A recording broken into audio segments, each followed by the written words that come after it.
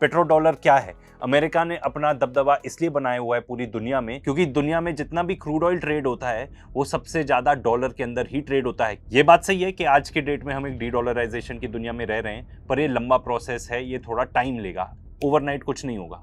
ये भी हो सकता है कि हमें पेट्रो 1 मिल जाए। एंड अगर आप देखोगे एक्चुअली डॉलर इंडेक्स को, DXY जिसको कहते हैं, तो आप ये देखोगे कि डॉलर एक्चुअली बाकी करेंसीज के अकॉर्डिंग, जो मेजर करेंसीज हैं, चाहे आपका पाउंड हो गया, यूरो हो गया, उनके अगेंस्ट एक्चुअली डॉलर तो घट रहा है। Anyways, coming back to the point, dollar की बहुत ज्यादा यूटिलिटी है क्योंकि ऑलमोस्ट कुछ भी इस दुनिया में आप ट्रेड कर सकते हो अगेंस्ट US डॉलर, क्योंकि वो फ्रीली इंटरचेंजेबल है एंड वर्ल्ड की रिजर्व करेंसी है। पर इंडियन रुपी के साथ ऐसा है नहीं। फॉर एग्जाम्पल, अगर आप ऑयल खरीदना चाहते हो तो आप इंडियन रुपी से खरीद नहीं सकते।